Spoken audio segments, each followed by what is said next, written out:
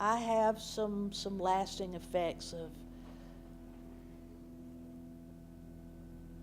of what happened and how close DCH came to being blown away.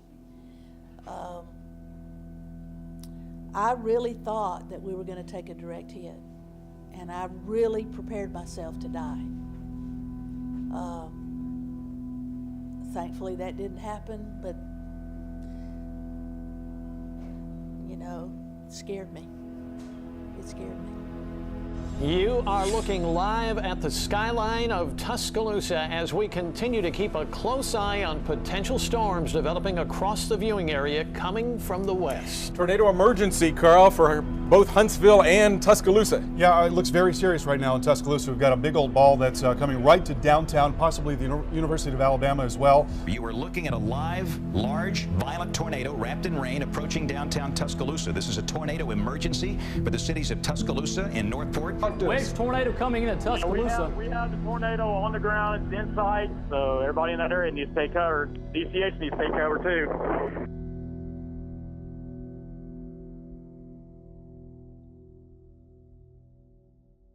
Now, DCH Regional Medical Center in Tuscaloosa is the largest hospital in West Alabama. It escaped the EF4 tornado by just a matter of yards.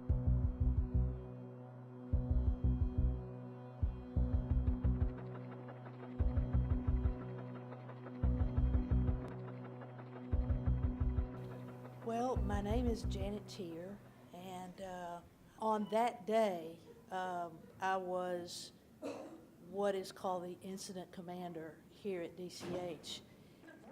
Well, we saw the first blush on TV of the tornado coming into Tuscaloosa. This is a large, violent tornado that is approaching downtown Tuscaloosa from the southwest. We watched it come toward us, and I thought that I thought it, but Paul Abel told me that I said it. But I thought that tornado is heading for us and it's killing people. Then shortly after that, and by shortly after that, seconds, nanoseconds, I don't know, the power went off.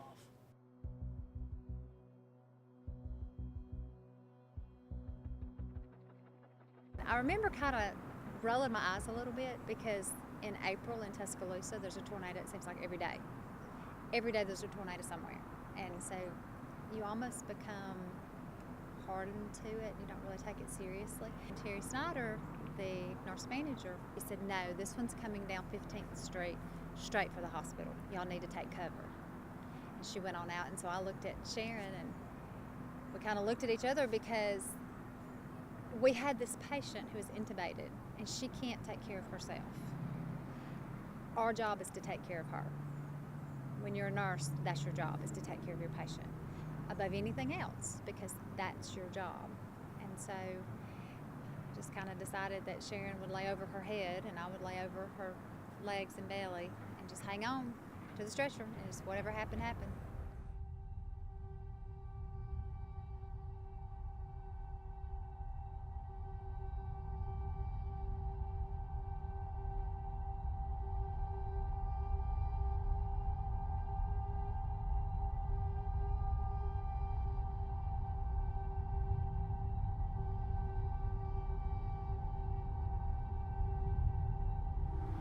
Dr. Crawford was there that night, and he was on the phone, and he hung up the phone and he turned around and he put his hands together and he said, y'all need to get ready, it's bad. It hit Rosedale, and Rosedale is a community on the south end of Tuscaloosa.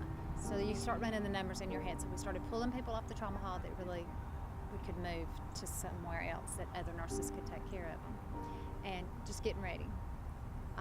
Never ever dreaming what was about to happen was about to happen.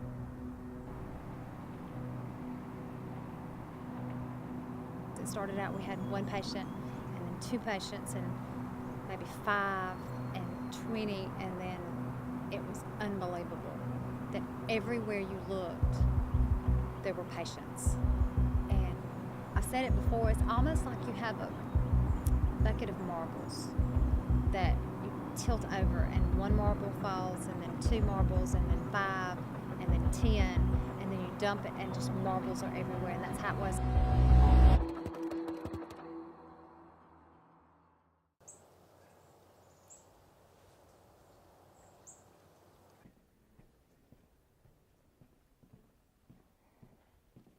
And this clock right here was the clock that was hanging in the fire station, and it actually stopped when the power went off when the tornado hit. And we've just left it alone. That's the time that it hit us.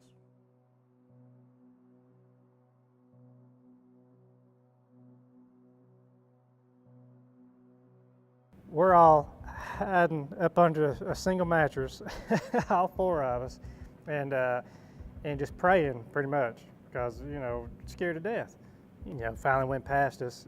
You know, we walk out of the bathroom, and what used to be when you walk out of the bathroom and you see the wall of the fire station, you look out and it's just all the windows are blown out and you're looking straight outside because the whole wall's gone just about. Everything is just torn apart in the station, thrown everywhere. Just total destruction, like a war zone. I mean, and just knowing, well, it's time to get to work. It's time to get out there and do what we was trained to do. So that's what we did.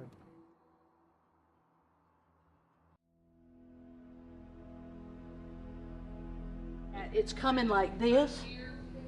It goes like this.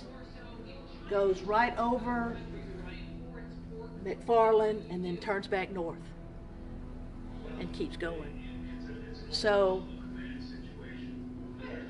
at the time, you could sit right here and see the path as clear as day, and it was like a wall right there where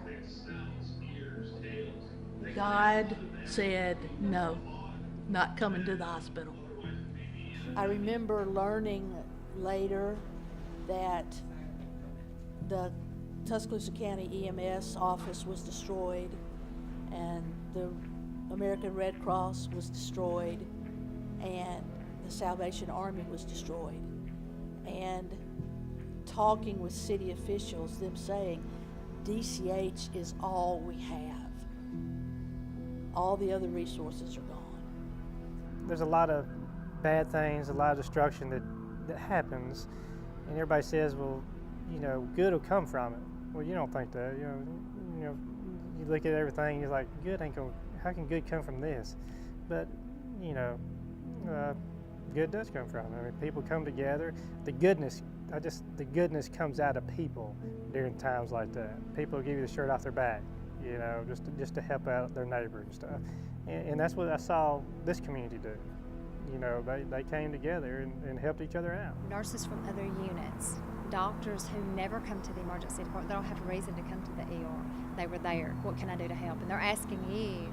Doctors that I typically take orders from were asking us, you know, what do y'all need? What do you want me to do? Where do you want me to go?